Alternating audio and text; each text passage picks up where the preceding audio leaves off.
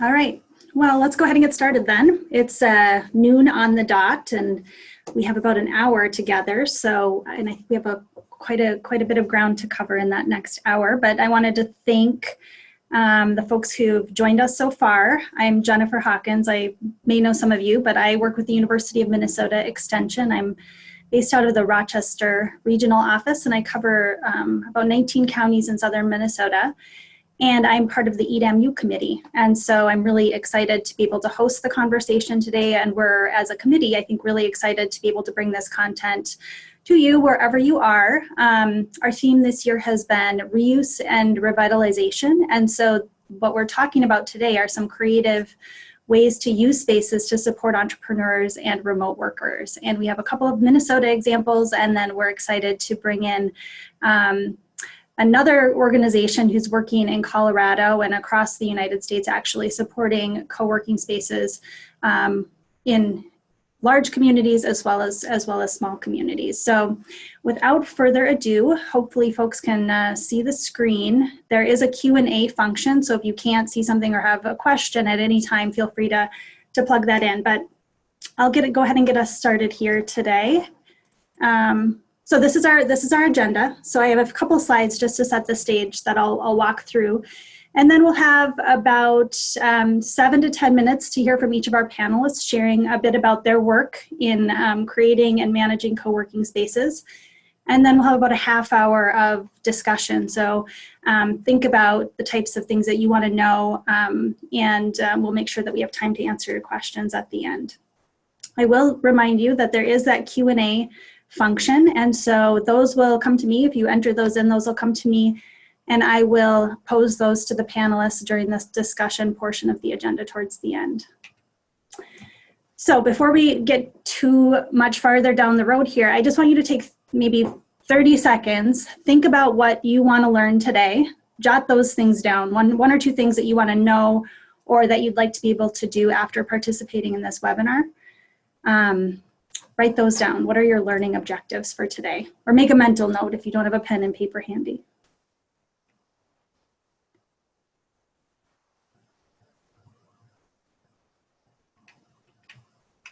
Okay. So what we're talking about today is co-working. And so I just grabbed this from Wikipedia, but essentially what we're talking about is a shared space where remote workers or entrepreneurs are coming together to have access to shared infrastructure, equipment, utilities, maybe some custodial services. It may be driven by cost for them, so they maybe don't have resources to have their own office space, but they might also want the social element of connecting. And so that's what we're talking about today. Co-working spaces are in the mix of physical spaces that are supporting entrepreneurs and innovators. But they're unique in some ways. So there's physical space provided. There's often a fee paid by the entrepreneur, and they're open to everyone. You can be there unlimited. You can spend a month or a day or 5 years. There's no time-bound nature to it. Typically, they're a little different than incubators and accelerators in that there's not a structured program necessarily there to support them down their pathway of entrepreneurship, but they are in that spectrum of spaces that are created and maintained to support entrepreneurs and innovators. Tech.mn put out a report last year, actually, that identified more than 34 spaces across Minnesota that are identified as co-working spaces. And there's more than 10 in greater Minnesota. So last fall, they had identified the non-bold ones. So they had Duluth, Bemidji, Lindstrom, Red Wing, Willmar, and Rochester in their report. But there are others. So Ely, Winona, Fergus Falls, St. Cloud, Mankato, and Waseca also have spaces, and there are probably some on there some that aren't on here that are existing in greater Minnesota that I haven't even heard about. But I think it's pretty telling that this isn't just an urban phenomena, that there are spaces in greater Minnesota that are being created and sustaining themselves. And so excited to hear more from Myron and Ruth about their projects. I will say, I didn't say this earlier, but we had a last minute modification to our panelists. We had Betsy Benema on the original panel. She wasn't able to join us, but we have Ruth Rosengren from Fergus Falls, Co-work Fergus Falls, a similar project to Betsy's, and we're excited that Ruth's able to join us and looking forward to hearing from her. So with that, I'm going to pass it over to Myron and Eric to talk a little bit about the Winona Garage. Welcome to the Garage in downtown Winona. I'm Myron White. I'm the development coordinator for the city of Winona and the Winona Port Authority. To my left here, we've got Eric Mullen. He's the owner and co-operator, I guess, is the operator of the co-work space. Co-work space in Winona is really a public-private partnership that, and Jennifer, if we can get to the next slide, it really has been a collaborative effort at the St. Mary's University. The Kabara Institute for Entrepreneurship at St. Mary's has been an integral partner, as well as the Winona State School of Business, the Winona Main Street program, and the Port of Winona. We all got together, and it took about a year of conversation and planning until we got to the actual physical space of a co-work space. And Eric first joined the conversation. He was an assistant to the dean of the school of business. I was a dean's project leader, but I was currently attending Winona State in their college of business. So that's, and I'll get into a little more detail on that, but if we can hit the next page. One of the things that we'll back up a little bit. In 2015, at the Port Authority and the economic development circles, as many of you probably did, we had a lot of conversations about competing for workers. Now, when I first started in economic development 25, 30 years ago, we were always chasing smokestacks or trying to attract businesses. Now we spend most of our time trying to attract and retain workers. Winona is not unique to that. We compete, especially with La Crosse and Rochester, for our workforce. Winona is a town of just under 28,000 people, and we've got 20,000 jobs in the community. So we're a net importer of workers. In fact, about 7,000 more workers come to Winona to work than Winonans leave to other communities to work. So what we wanted to do is make some changes to the community to make it more attractive to retain a workforce, and especially, being the home to Winona State University and St. Mary's University and the Technical College, we want to retain that brain power in the community rather than seeing that brain power leave. So we started in an organization called Opportunity Winona in 2015, and really what the main focus was is we wanted to reinvigorate downtown Winona. If any of you have visited downtown Winona, we're a historic community on the Mississippi River. Settled by the Europeans, I guess, in the mid 1800s. Of course, the native population had been here for hundreds of years before that, but it became a European settlement in the 1800s. And like any other economic development, we wanted to make strategic investments, public investments designed to attract and encourage other private investors. And we wanted to make downtown Winona as kind of place people want to be, a location for entrepreneurs. Winona has a huge artist community, of course, students. We want to create jobs in downtown Winona as well as make it a place for families. If 5 years ago, if you looked at downtown Winona, it's somewhat unique in the outstate Minnesota. Usually you think of your storefronts in a small community. You've got hopefully the retailer on the main floor, and the upper 2 or 3 floors of that building were vacant. Well, we had the exact opposite issue. We had students renting the upper 2 and 3 floors of the building, whereas the main floor, the street level, had maybe some retail or maybe marginal retail. So the streetscape is what needed to be improved in the community. So we've made a concentrated effort of doing that. Our strategy, I don't know if it's dumb luck or whatever, but it's worked better than we could ever imagine.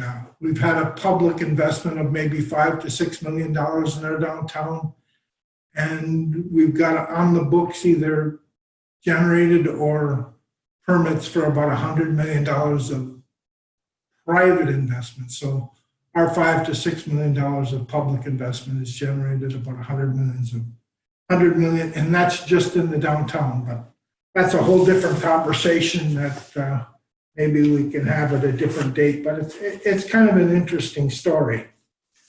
Maybe Jennifer, if we go to the next slide. Now, as I mentioned, the founding partners of the garage were St. Mary's, the Winona School of Business, Main Street, and the Port Authority. And as I talked about, we were looking for ideas to retain graduates. A lot of our workforce is in Wisconsin, especially the suburban La Crosse area, the Holman area. They commute to Winona to work. And our first initiative was Million Cups. And maybe many of you are familiar with Million Cups, where an entrepreneur comes into our space and kind of pitches and talks about their idea of either a new business startup or an idea they have in mind. And they talk to the community about that. And the community, in essence, asks the question, what can we do to help you make this idea a reality? And we had really good attendance. We've been, our Million Cups has been going for about 1.5 years. And we have probably 25 to 50, depending on the time of year, people attending at 7:30 in the morning every month to hear the real value of 1 Million Cups, I think, has been the networking that takes place before and after the events. We stop our Million Cups wraps up around 8:30 in the morning, and often people are still in the place at 10 o'clock. So a lot of good conversation happens during that time. When we decided to go with a brick and mortar co-work space, we had a couple commitments. One of our commitments was it has to be downtown Winona. And our co-work space is kind of right in the middle of downtown, so we accomplished that. The 4 partners I mentioned in the past, we've agreed to pay the rent on the co-work space for the first 2 years. We recognize that this is a venture in itself, and necessarily wasn't going to be a cash cow, especially coming out of the as a startup. The Port Authority provided a deferred loan. We deferred principal and interest payments on a loan for about $58,000 to rehab our co-work space. So the port and the port board were very much bought into the idea of co-working. One of the things I'm most proud of is historically we've had very robust programming at the co-work space. One of the things we have is fireside chat with founders. And what we've taken is Winona has a long history of entrepreneurship. And we've asked some of those entrepreneurs to come in and share their story, how they started up, their successes and their failures. And that's been a great program that we've had ongoing. Of course, we have 1 Million Cups. We've had one-page business plans. We've had student startups from Winona State. In all, we opened the garage co-work space in November 14th. November 14th of 2018. And from November through July, we had about 1,100 people attending programming at the co-work space. And most of it was either free or minimal charge. Couldn't have happened without partners. The Small Business Development Center offers a lot of programming out of the co-work space. The Southern Minnesota Initiative Fund, we received a $10,000 grant to provide some of the programming. We've provided our internet provider for the community, Hiawatha Broadband, brought in gigabyte speed to the co-work space and the teleconferencing capabilities at no charge. So we don't do that is their contribution to the co-work space, is the month-to-month internet and teleconferencing. Merchants Bank's one of our local bankers. They host a conference room. They've got their name above the conference room. So we've had some good community participation. And I'll quickly wrap up here, and if we can go to the final stage. Eric will be here at the end, I think, to probably answer most of the questions on the day-to-day operation. But there's a couple photos there of our co-work space. It's roughly, 1,800 square feet, Eric? 1,700. 1,700 square feet. We have 2 conference rooms, 2 phone booths where people can have private phone conversations. And it's worked out very well. You know, in retrospect, if we were to change anything, we would probably be able to offer 2 or 3 private offices. I think that's probably where the biggest demand that we've had that we haven't been able to fill, or we get a handful of people who like the idea of co-working but want that privacy of a private office. So We've actually gone to, Myron mentioned 2 conference rooms. We've actually gone and rented out the one as a private office. yeah, just as an income generator. After about 11 months of operation, we're not to the break-even point yet, but we're still, some months we come pretty close. Mm-hmm. But it like we say, it's a labor of love, and we hope to get to at some point in the next 12 months to where we're breaking even and making a modest profit. All right. Thank you guys very much for that introduction to your project. I am going to pass it on to Ruth Rosengren now up in Fergus Falls to share a bit about her project. And I'm going to try and pin your video, Ruth, so you're going to be front and center here. Sounds good. Hi, I'm Ruth Rosengren, coming to you from Fergus Falls. I help operate Co-work Fergus Falls. You can find us on all the social channels and our website. So Fergus Falls is population about 13,000, and just pin the location in case you're not familiar. You can go to the next slide, Jennifer. So how we got started, this is very personal. We needed this space. I needed the space myself, and I've been working remotely for 5.5 years, as long as I've been in Fergus. So my husband got a job up here. We had been living in St. Paul previously. I didn't want to let go of my job, and I had looked for jobs that were in the community, and I didn't find anything that really fit what I wanted to do or fit my skills. And so I just transitioned into the remote work and worked from home, worked from coffee shops, what have you. So I needed it. Our partner, so there's 3 founders, and I'll go into a little bit of our bios, but Jamie, she is also a remote employee. She works for Alliances Management, technical project manager. So we're both in the tech space, and just started talking last fall about let's just start something. And Clara Beck, who is our third partner, was formerly the executive director of the Cadets Gallery. So that's the building we're in right now. And now she is the community development manager for Fergus Falls and on the Port Authority. So I'm really curious how those worlds intersect. And Myron, thanks for sharing a little bit about that. So we saw a need in the community. There was a space in town that offered private offices. They offered something like co-working, but it was a very dark and dingy, like a place you wouldn't want to be necessarily. And then it was out by the freeway. It was in a, like a pole barn type building. And so we thought there needs to be something downtown. It needs to be bright. It needs to be inviting. It needs to be a comfortable place. So all of that, given our personal needs, given the rise in companies both allowing people to work from home and sometimes requiring people to work from home. So I put frogs in there. That's fully remote organizations. I work for TenUp, and that is a fully remote organization. There's 170 employees around the world. The notion of geo arbitrage, which I won't get into too much, but another interesting idea of being able to earn a living in a smaller town where the cost of living is often lower.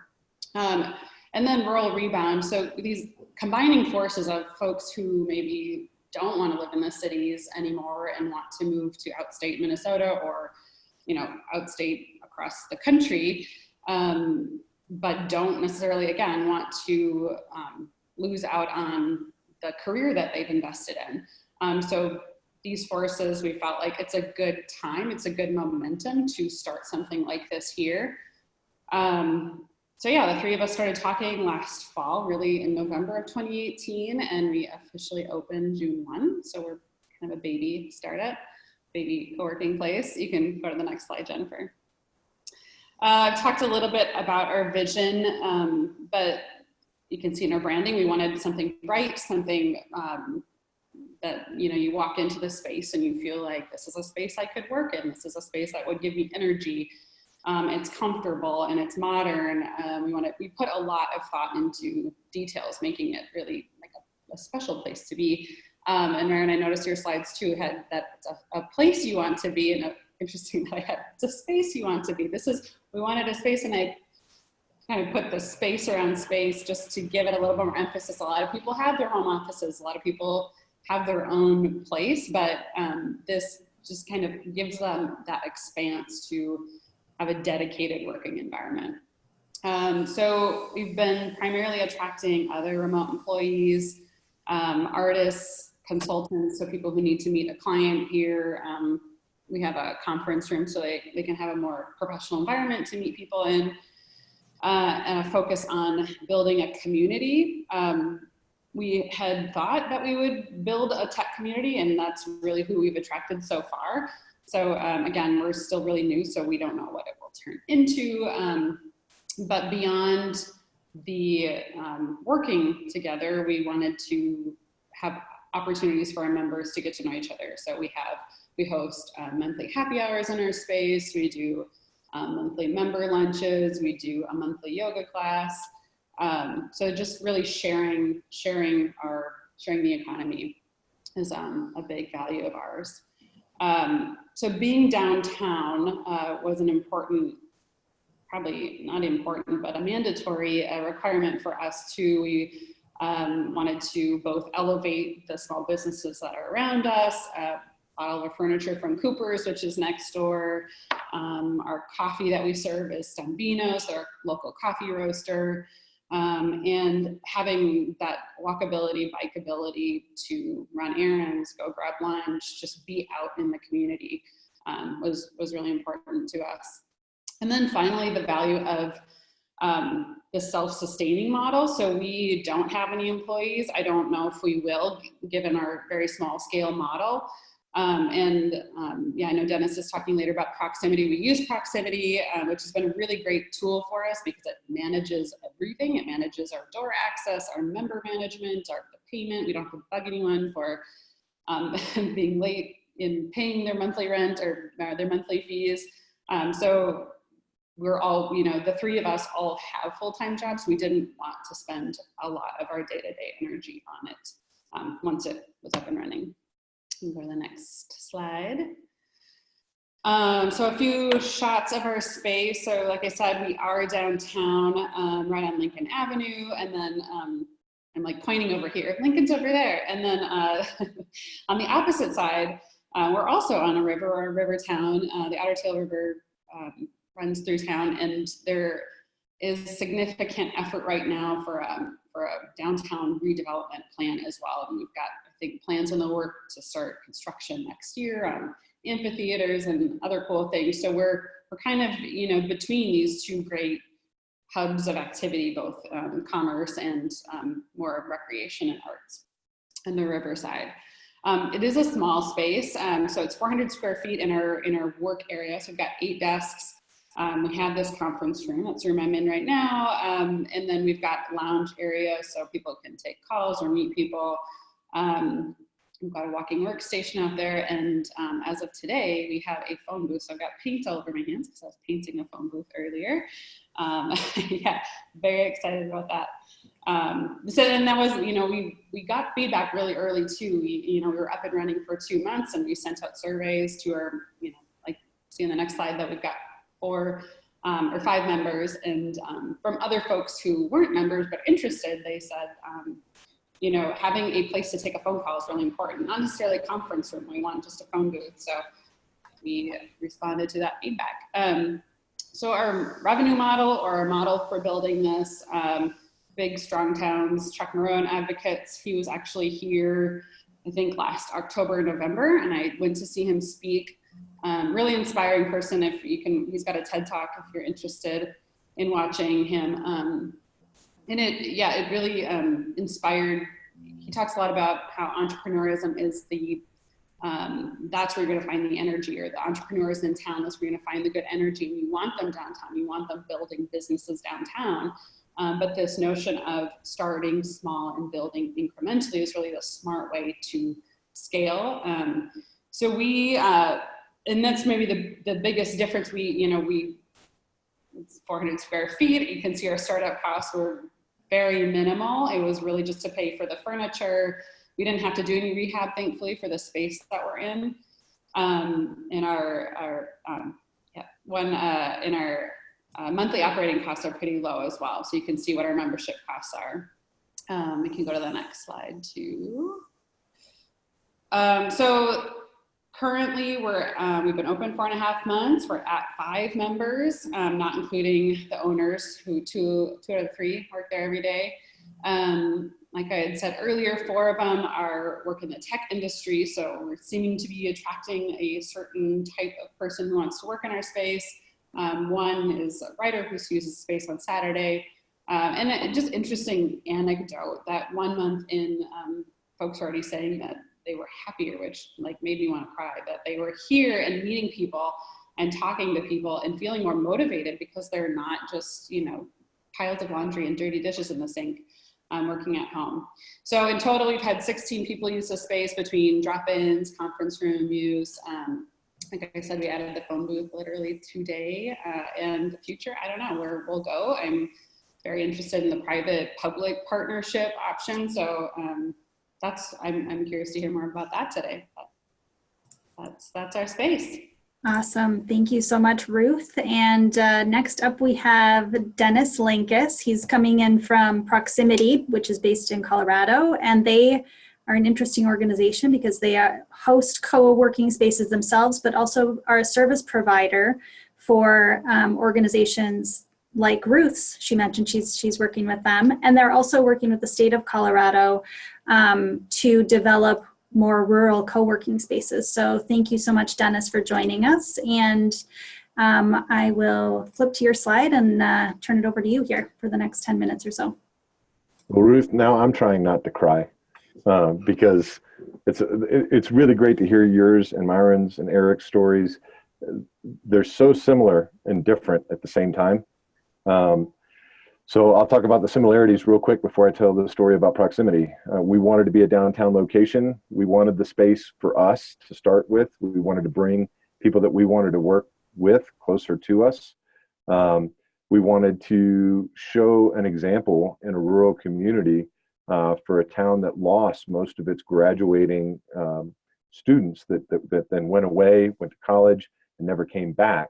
An opportunity for them to see some of the work that they aspired to be able to do being done in their town. So if we could bring that young energy back, the startup mentality back to a downtown location in a rural market that only has 20,000 full-time residents in Western Colorado, we wanted to be able to do that. We were very fortunate that the city council and the city manager felt the same way. They really wanted to see something happen to revitalize the western side of Main Street. So this is a picture looking in at our space. You can see all the light coming from the front. We're actually a Main Street location, former retail. If you can look at those 3 bars going down the center, this was 2 locations that had been empty for almost a decade. We utilized a partnership with the city of Montrose to facilitate their downtown development authorities budgets for improvements to dilapidated spaces. The block that we moved into at the time was only about 20% occupied, I would say, at the time that we came in. And now 3 years later, that entire block is full, and we have a 6,000 square foot space that is serviced over 1,200 members. We keep a current membership of about 50 to 60 people at any given time that are full-time using this as their office space. New businesses, nonprofits, Department of Defense, independent contractors, remote workers. Ruth, thanks for bringing that up. You know, we've got 65 million remote workers in the United States that either work some portion of their job untethered from a physical location. The majority of those currently are working out of their homes, and we've now seen research at what that does at working and living in the same place 24/7 is not a great idea. So creating an opportunity in your community for them to connect with people outside of their work or bring their work away from their home and into a more professional environment is a great resource. So Proximity started in 2016 as a public-private partnership with the city of Montrose. That partnership brought in a little over $100,000 that was matching. Sorry, my little light screen there just fell down. I'm in a phone booth in a co-working space. So that was a matching little over $100,000. That was to renovate the space. Our part was to buy the furniture.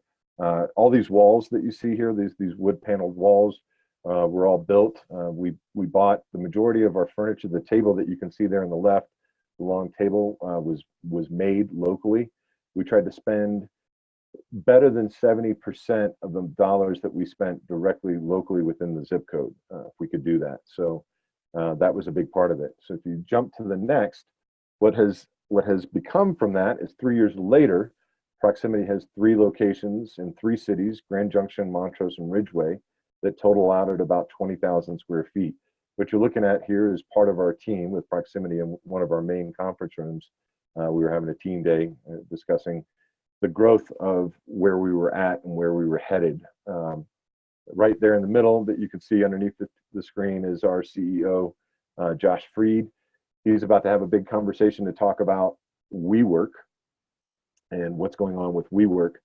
What I think is really great, and the reason why I want to mention that real quick, is because what's going on with WeWork, one of the things that's not being talked about is, Myron, your space, Ruth, your space, the spaces that we have, the spaces that are part of the network that I'll talk about in just a second.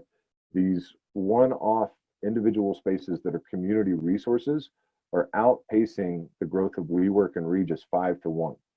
So these are services that are desperately needed in these communities. Like I mentioned, we've got more remote workers than we possibly have available floor space to accommodate them, but we're continuing to grow. So if you jump to the next slide real quick, these 3 locations that we've had, they've served over 2,600 members and 100 new businesses for a region that has a total population of 80,000 residents. So, you know, it's not quite 10%, but it's a little bit less than 10% of the population has come through and used this space in some form or fashion.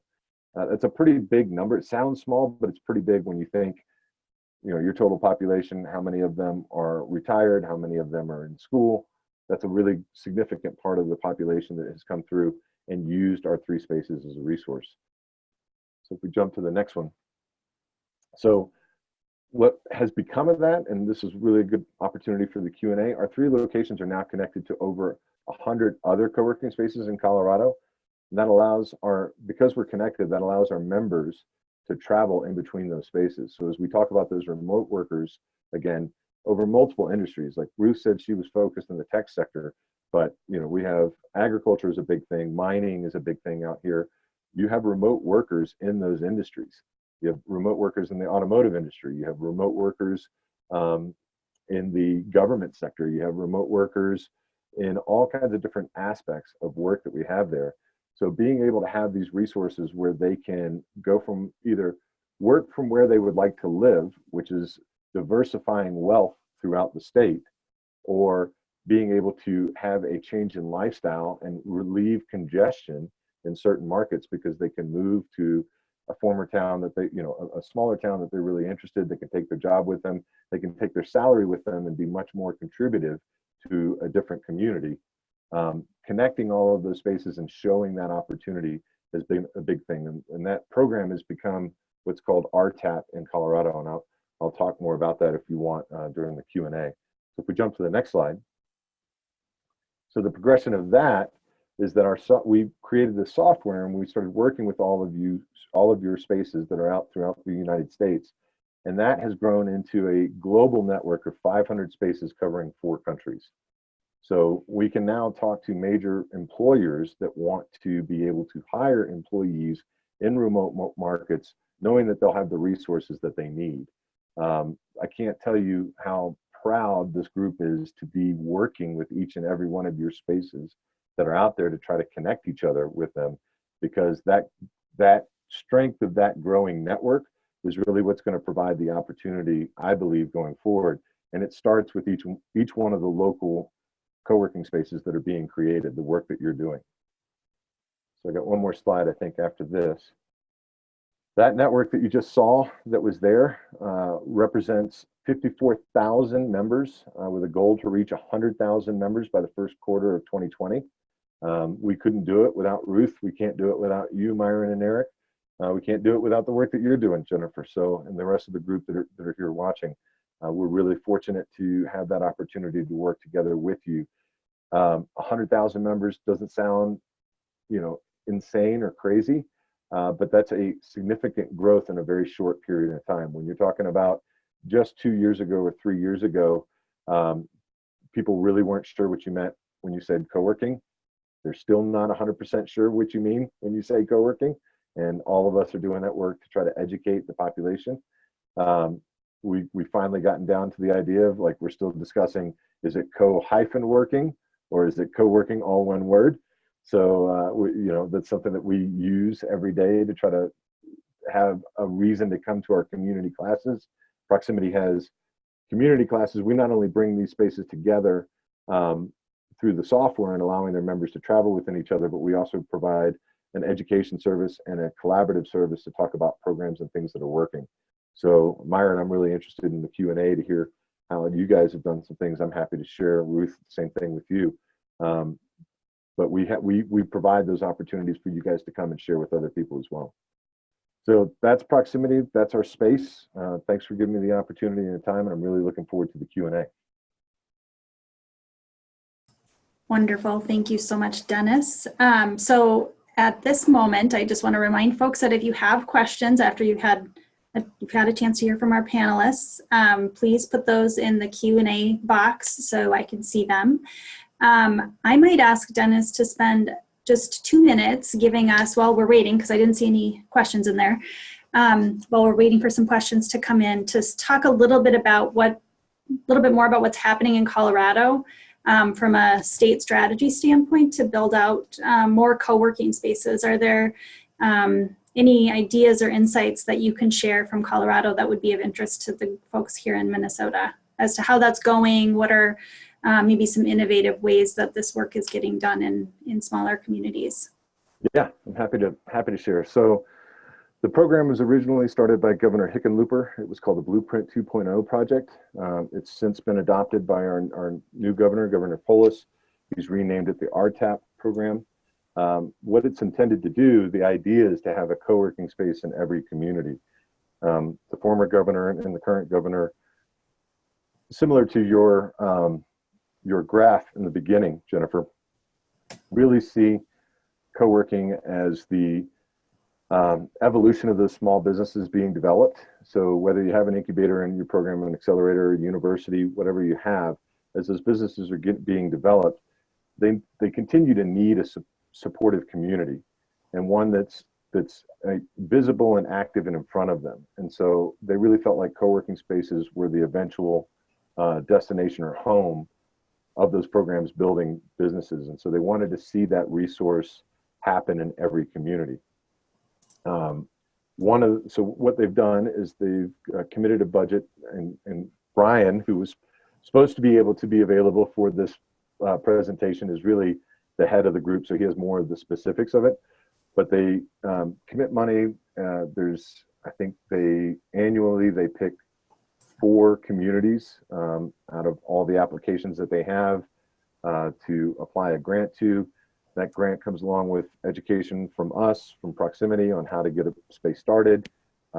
We try to share some of the programs that we're putting together, that we have partnerships now for providing furniture and providing software, providing the platform. So helping get all of those things started, talk about the classes that should be run, the way that you should market it, those types of things. So we help work with those local organizations and cities and municipalities to see if we can help facilitate public-private partnerships. I didn't really talk about that. In addition to the monies from the Downtown Development Authority that were contributed to revitalizing the building so that we could occupy it, we also, Myron, we have our local provider, Elevate, and the city that provide our gigabit connection into our space. They see it as a resource for multiple entities to be able to come in and do video conferencing, have a professional office space, do meetings, participate with communities outside of this community. And so they really wanted it to be a resource that was available and easy to get to. So does that? Yeah, thank you. Yes. Yep, that was great. And we now have 6 questions from the participants. So, and we have about little less than 20 minutes left. So I'll just kind of go down the list here. Tiffany is asking, what systems do you use to track metrics? So some examples like members, users, attendees. What metrics are you tracking, and what systems are you using to track those metrics? Ruth, does anybody want to chime in here on what you're tracking and how you're tracking it? We have such a small membership that it's not hard to track metrics with 5 total members. But we do, I do Google Analytics and social media and all sorts of other stuff in my day-to-day job, so I geek out about that anyway. We use Google Analytics to track visits to our website. So we track the conversion rate for people who visit the website to filling out the newsletter form, which is, I think, the first step of being interested, or, obviously converting to membership is the primary goal. So yeah, Google Analytics to track simple web metrics. Otherwise, the Proximity system does have a lot of metrics built into that tool in terms of how often someone is using the space and, all the payment and revenue metrics. Okay, wonderful. Myron, did you have anything you wanted to add from Winona?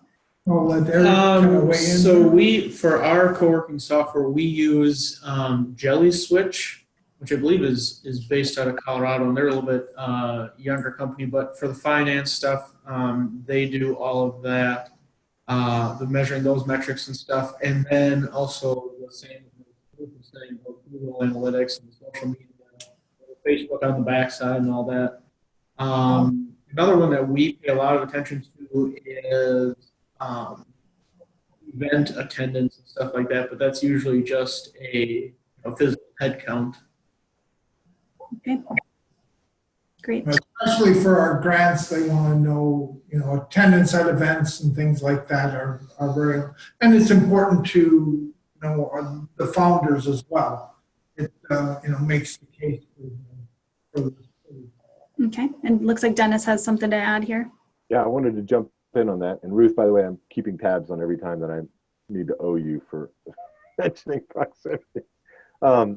So I promise I'm not getting paid for this, but I really think it's exciting. we got to try to figure out how to change that. So one of the things that, since we work with government programs, you know, reporting is a big deal. One of the things that we recently changed in our event side of our software is registration and being able to export and share that attendance. So when the spaces create events, which is, there's a question I think coming up in the Q&A about how to get the word out about spaces, and events really are, we've always said the more people that you can walk through the door, the better that you'll be in the long run, because you're creating evangelists. But you need to track those numbers of how many people that you've worked through. So we've done that. We've created an opportunity to really get a better understanding and a shareable resource to talk about the numbers that you're generating through events. But one of the other things that we did when we first started, and this was really helpful to our city council, is we would hold monthly drawings. And the way that we would draw is we would have our members, as they came in every day, and they go to lunch or they get a coffee, or they, you know, they might go shopping for something downtown location. It needed to be walkable. I think both people mentioned that as well in their spaces. We asked them to bring their receipts, make a copy of it, sign it. They could, you know, mark out the important financial information and drop it in a box. And then we pull from that to do a random drawing for a gift certificate for a store downtown or a restaurant or something like that. We collected all those numbers and then put back to the city. Here's the tax money that we're returning back to the area. Here's the, you know, retail in effect that we're creating as well through our memberships. And we tracked that for the first year that we were in the space. So that was just an outside of the box kind of idea of the way that we were tracking things to really help validate what the community was doing as an impact to the downtown market. Cool. Thank you. The next question is about ownership, and particularly who owns the physical building or the space. And then if you're short a month on memberships, who's filling that financial gap? Is it the city? Is it the ownership group? How does that look? So who owns the physical space, and how are you managing cash flow, I guess?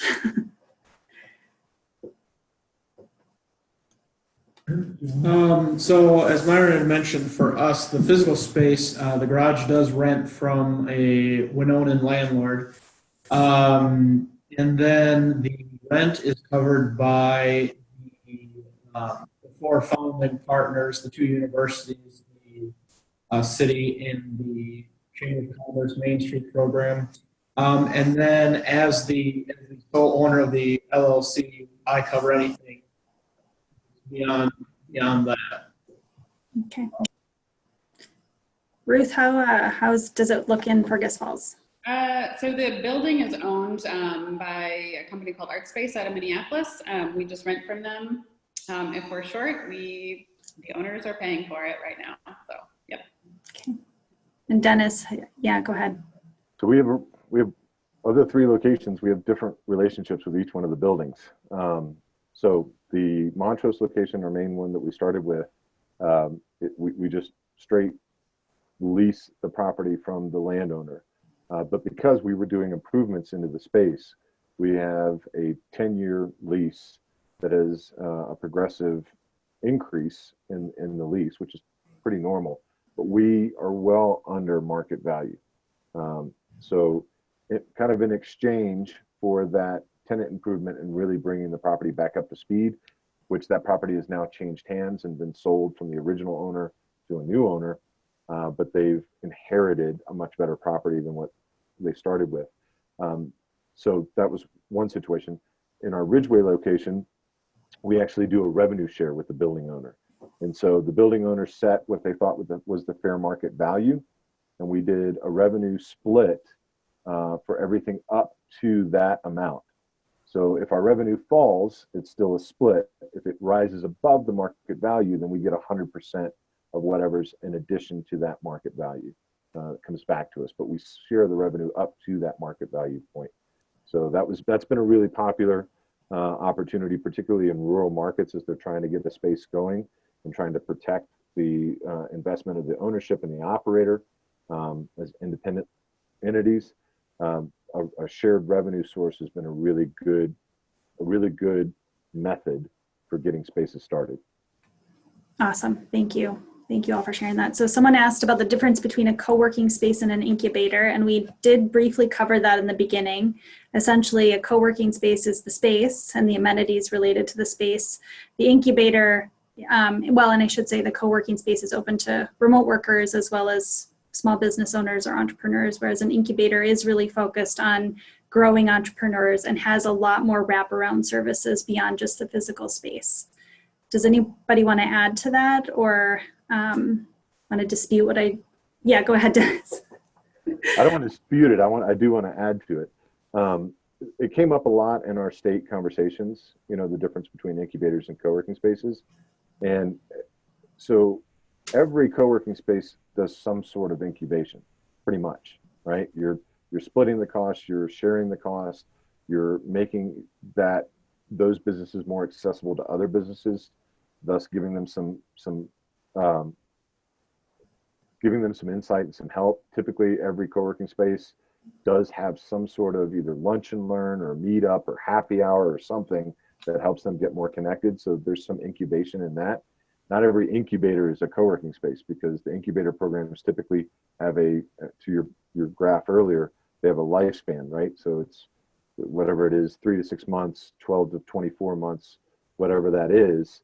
And then it's kind of like you're on your way, you're out the door.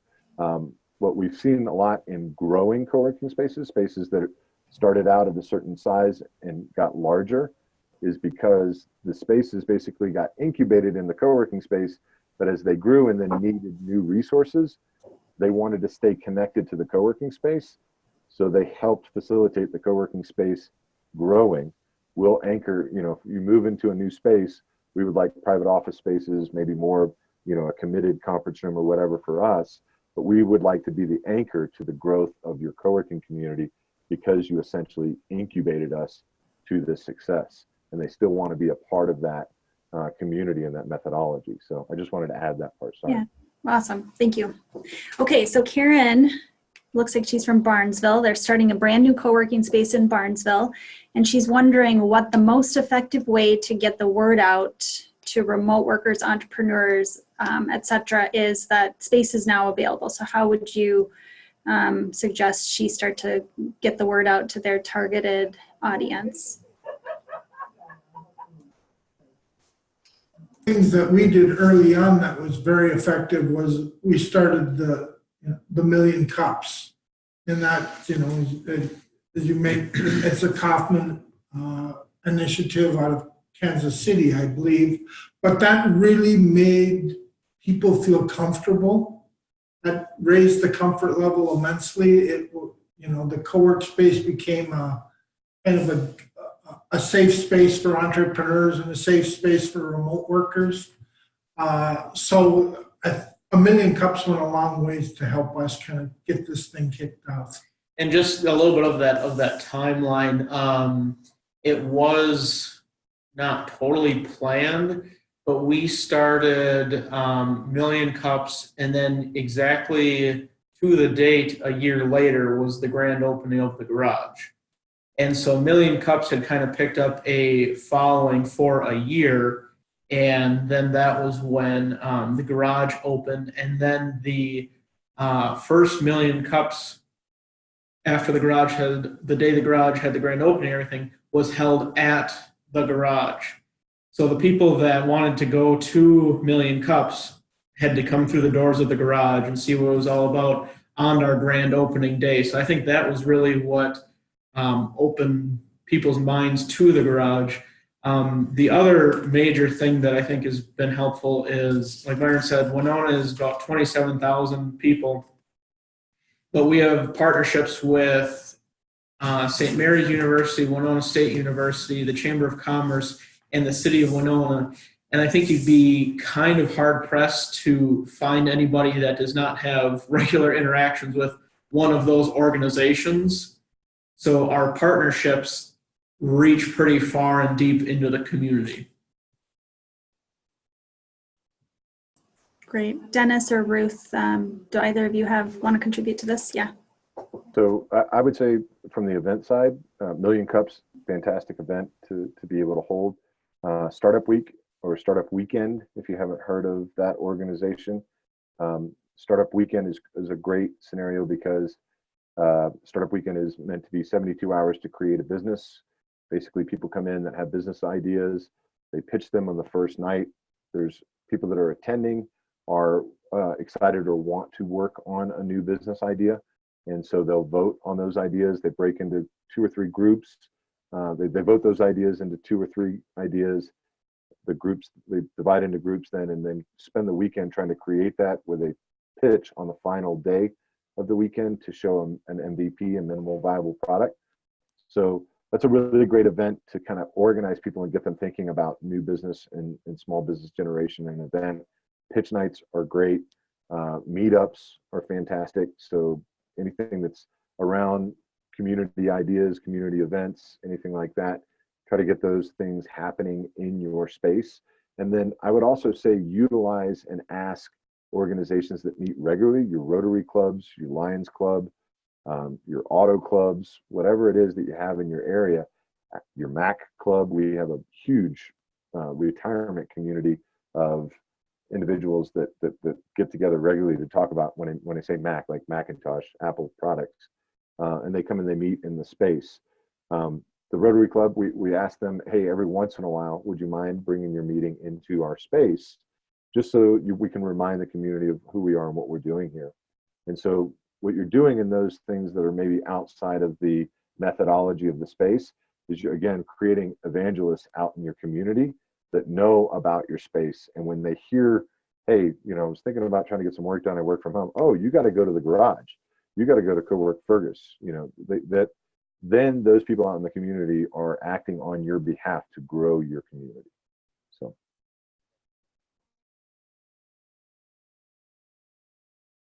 Ruth, did you want to add anything? We're kind of closing in here on the end. Yeah, I mean, use it to your advantage. It's free to use. Also, Facebook advertising is super cheap. So it's a good, quick, fast, easy way of getting the word out.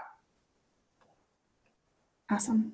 There are about 5 more questions. What I am going to propose is that I take these questions, and Myron, Dennis, and Ruth, if you're willing to maybe do some written responses to the questions, we can send those out as a follow-up to the folks that joined our conversation today. Would that work?